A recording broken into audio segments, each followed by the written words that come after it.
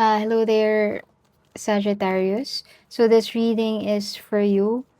This is reading for the next 3 months. No, today, no, while I'm shooting, while I'm recording this video, it's the 19th of August. So this is your reading for August, September, and October. Pero whenever you find this reading and the messages resonate with you, then take them. Sagittarius, this is for you. Sun, Moon, Rising, and Venus placements.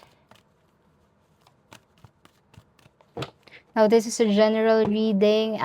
Sagittarius, sabi ko nga, if the messages resonates, then take them. If some of the messages naman hindi nagre-resonate, just leave them. No? Sagittarius. By the way, I don't read reversals. I also don't take cards, no, that pop out.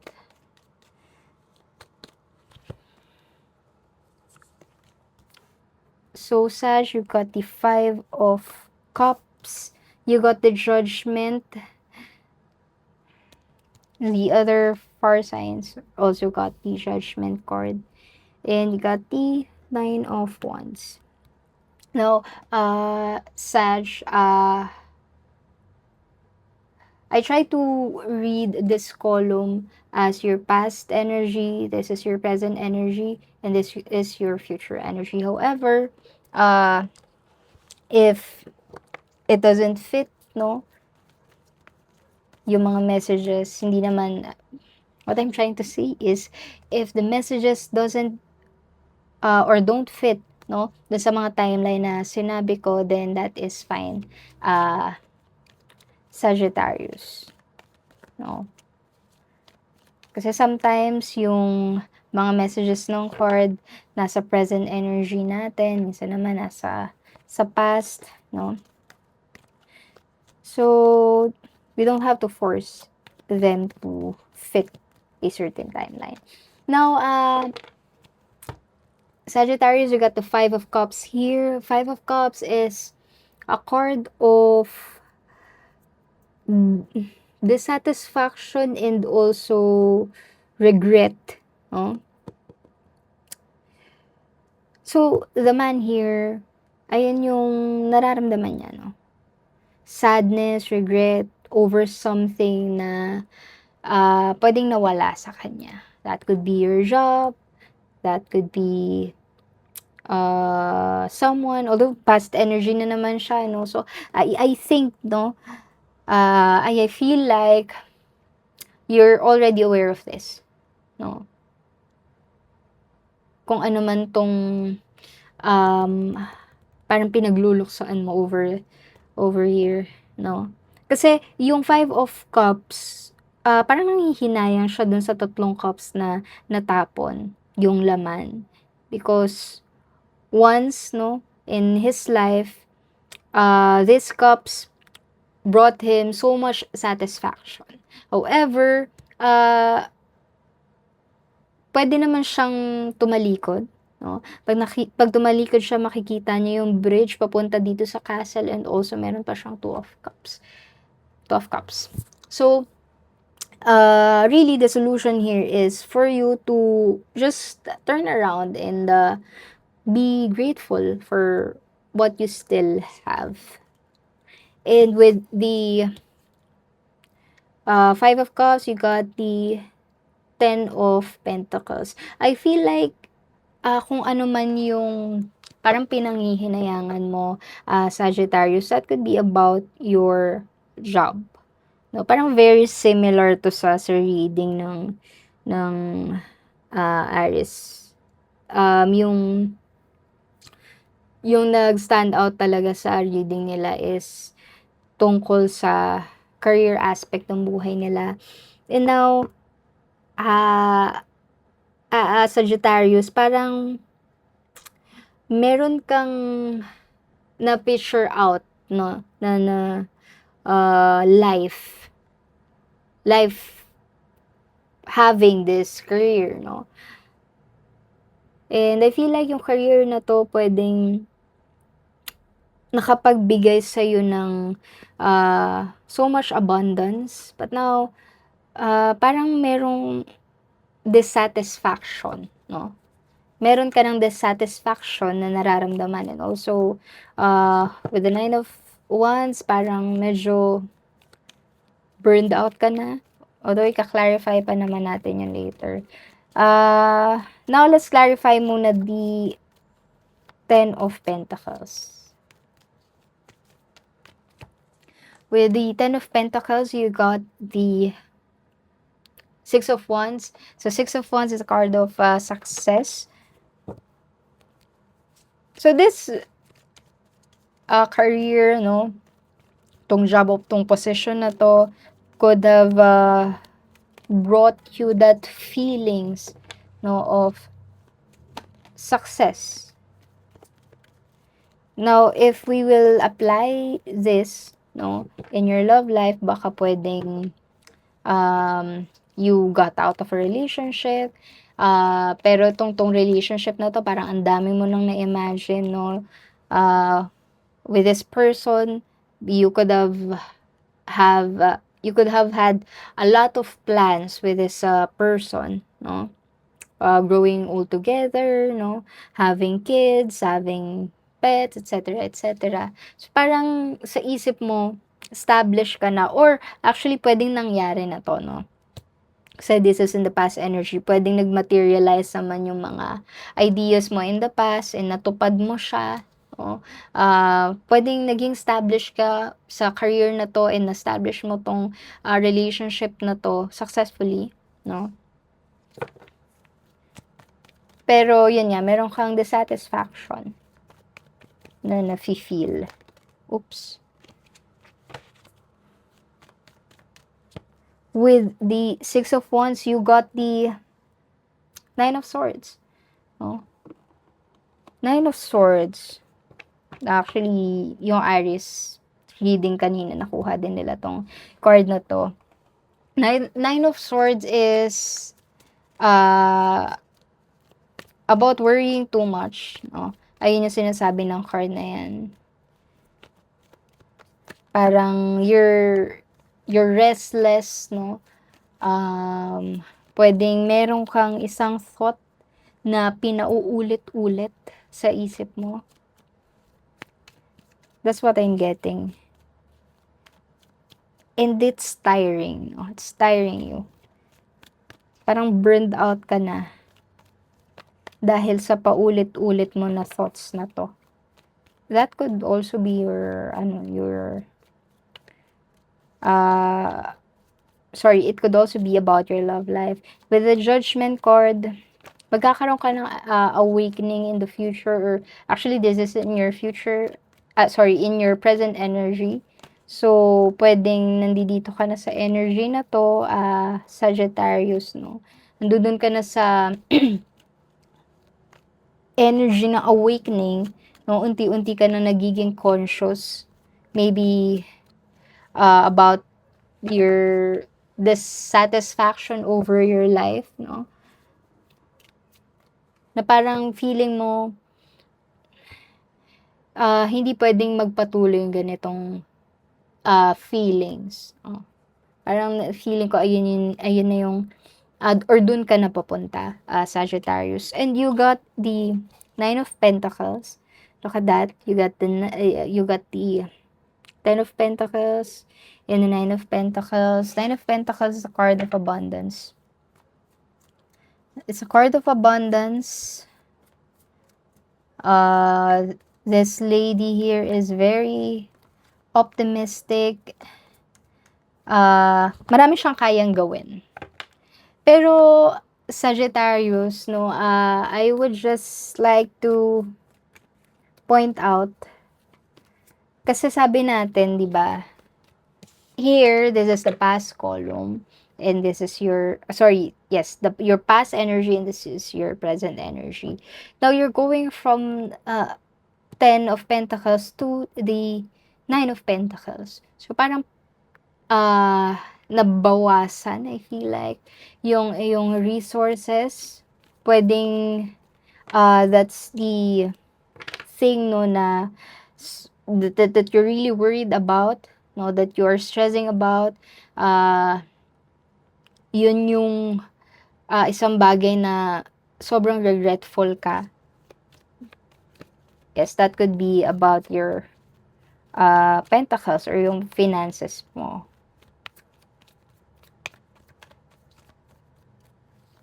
However, I feel like, yun nga, nagiging conscious ka na with the judgment card, no? With this card. That I feel like that event, no, is fated because maybe something better, no, will appear. Now, ayoko namang paasahin ka in a way na uh, agad-agad darating tong uh, positive thing na to, no, or may mangyayaring something really positive. Especially if you're grieving. With the Five of Cups here, feel like you're grieving. Uh, if you're grieving, then you really have to sit in with those, or with that feeling, no? Parang, ayoko naman kasi siyang parang i-sugarcoat na, something, you will get something positive out of that, no? I just want you to know, Saj, that you have to honor your feelings. With the Nine of Pentacles, you got the Five of Wands. Five of Wands is actually a card of competition, but in this reading, no, particularly parang although yung swords, ayun yung mga mental cards kasi ayun yung card ng thoughts, ng ideas, anything that is mental. However, with the Five of Wands, parang nafe-feel ko medyo cluttered, no? Yung mind mo right now, Sagittarius. Parang feeling ko, eto yung nangyayari sa isip mo ngayon. Medyo magulo siya. Now, sige. I will ask a question here for the Five of Wands. Kasi, usually, kina-clarify lang natin siya. But, gusto kong mag-draw ng card na siguro de-describe or somehow magsasabi sa atin, ano bang solution dito sa Five of Wands?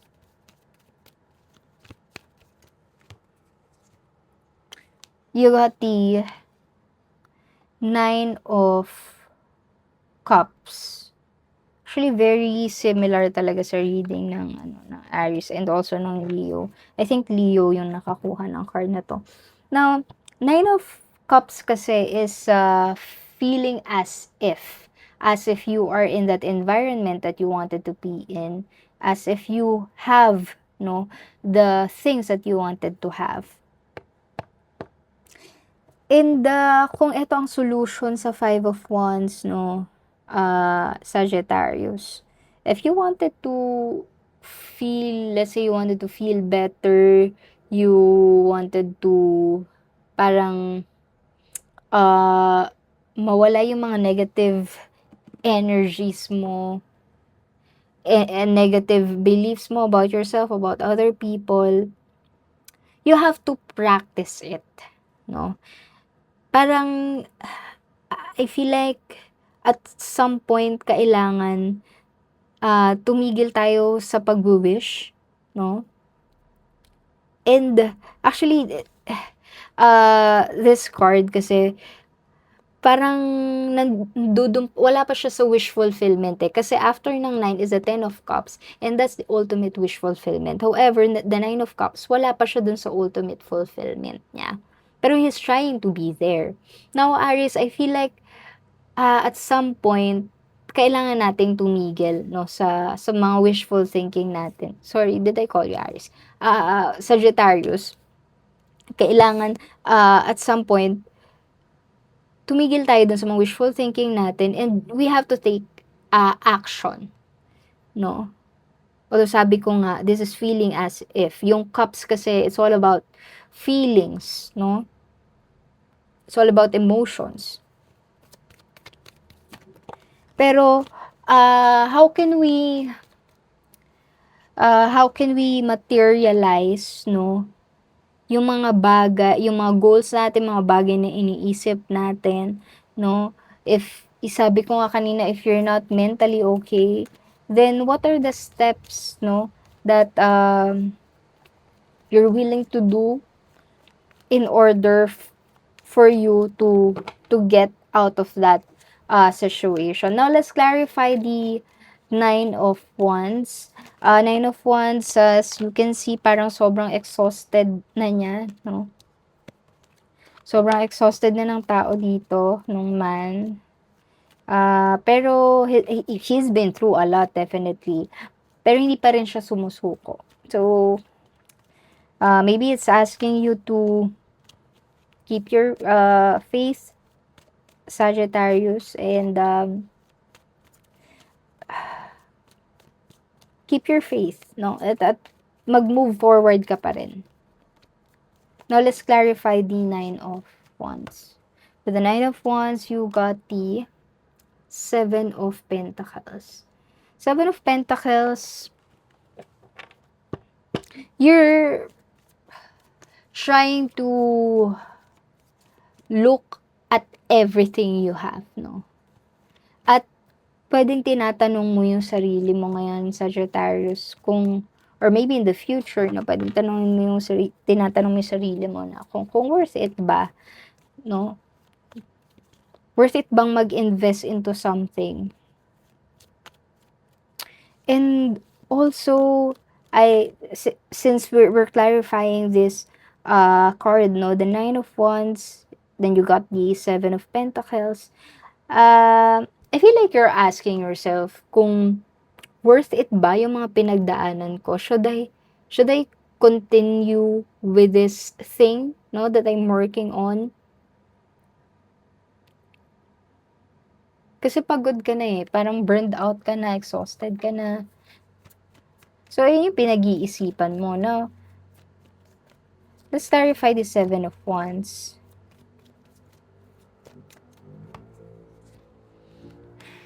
You got the King of Pentacles.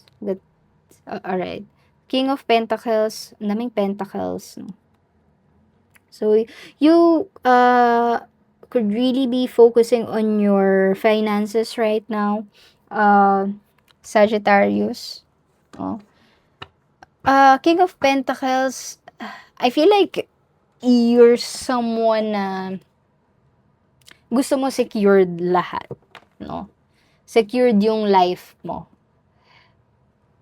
Pero somewhere in this reading, parang nasa-sense ko na you failed on something. Parang may nawala sa'yo, may kinuha sa'yo, no? And this could be about your possession. And I feel like, Sagittarius, you're the type of person na sobrang binibigyan mo ng value lahat ng meron ka. And I feel like whatever you have had in the past or whatever you have right now, talagang pinaghirapan mo siya. And you went a lot, no? You went through a lot, no? Just to have those things. Kaya, nasa-sense ko dito yung energy ng regret, no? Ng sobrang stressed ka.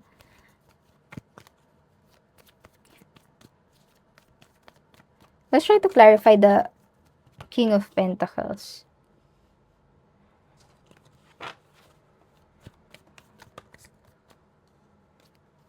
Or siguro, the better question would be, what is the solution? Although we can ask that later. Sige. I'll ask that later. Let's clarify muna the King of Pentacles. But the King of Pentacles, you got the Two of Pentacles. Oh. A lot of Pentacles card here. Two of Pentacles is balancing everything, no? I feel like You could have a lot of things in your plate right now. Oh,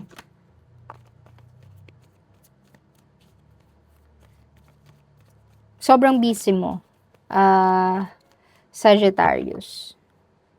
You're balancing a lot of responsibilities.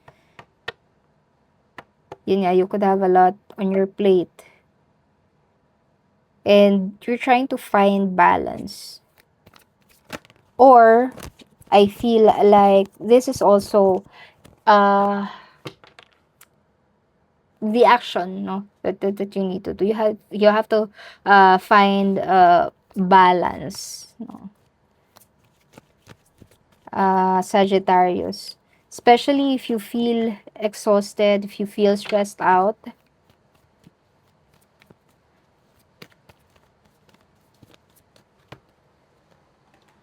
The Hermit, the Hermit is asking you to tap into your wisdom, no, uh, Sagittarius, on what to do, no, in this situation, because I feel like uh what action to take. However, of course, gusto natin ng guidance, diba?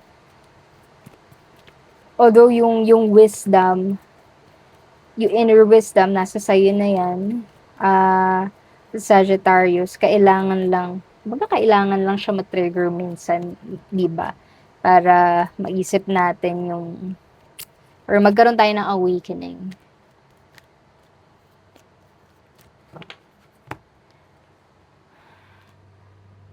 Right? Very similar with Aries, no? Pareho kayo ng mga cards na nakuha ng Aries, kasi uh, I did their reading before you. No, baka meron kayo Aries placements, you can also watch that reading. So, Seven of Cups is all about having a lot of options, no? I feel like if you tap into your wisdom, mas magiging aware ka of the options you have, uh, Sagittarius. Kasi dito feeling ko, with the King of Pentacles, you're really holding on to this pentacle, no? You could really be holding on to this job, no? Parang sobrang, uh, I feel like eto lang yung career, yung job, yung opportunity na feeling mo makakapagbigay sa'yo ng Ten of Pentacles, no? Ng security. Kasi the people here, no, are very secured, especially yung sa finances nila, no? Parang this is a card of abundance. So I feel like ayun yung nafe-feel mo. Pero when you have become conscious, no, pag na-awaken ka, Sagittarius, mas makikita mo yung mga opportunities around you with the Seven of Cups.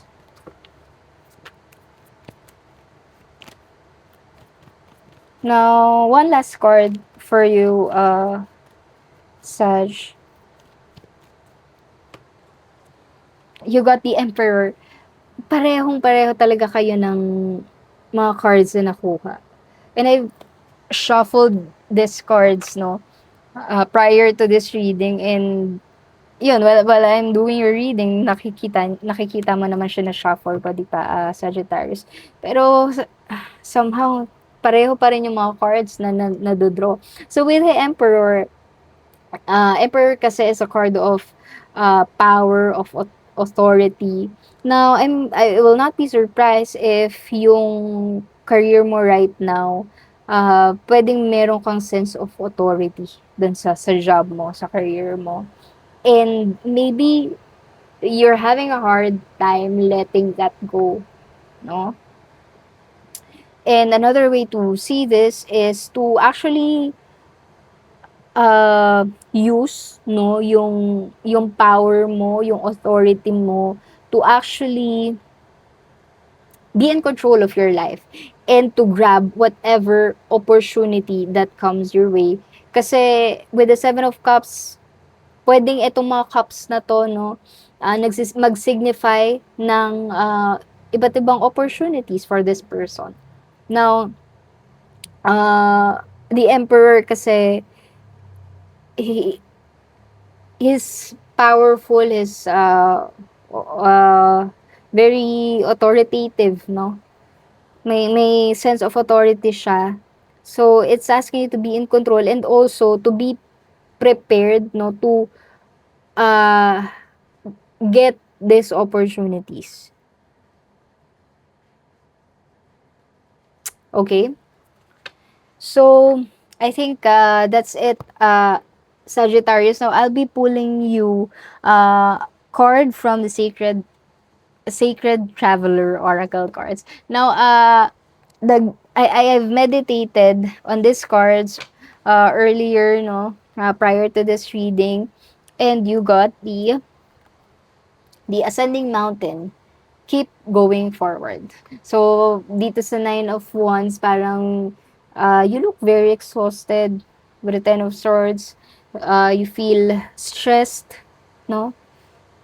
Pero, dito sa na-draw nating card, no, Ascending the Mountain, it's asking you to keep going forward. However, Sagittarius, no, merong separate message to. So, let me just find it and I'm gonna read it for you.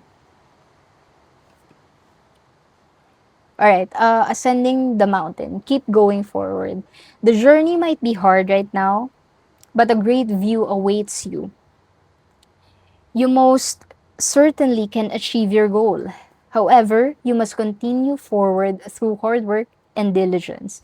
Do not give up. Even if it seems hard, keep going forward. Even if it sometimes seems that you are going up 3 steps and falling back 2, you are still getting closer to your goal. Sometimes you may need to take smaller steps, but do not stop. Every step takes you closer to the peak of the mountain. And when you arrive, the view will be spectacular. It will be worth all your hard effort. The Sacred Traveler wants you to know it's okay to stumble or fall down. Just don't stay down. Don't allow yourself to be limited by the beliefs of others or even by your own limiting beliefs or fears. Go beyond go beyond boundaries of self-imposed barriers. Live passionately and courageously. Keep moving forward fearlessly. Speak up for yourself. Honor your truth. This isn't the time to be timid or hold back. Go forward gallantly with your banner of truth waving in the wind. You are a light bearer for others. So that's it, Sagittarius. That's my message for you. And if you find any of these messages helpful, or if you have resonated with any of the messages of this reading, please like and leave a comment, Sagittarius. That will really help me a lot because I'm still starting to grow this channel. All right, that's it. Again, Sag, thank you and see you on the next reading.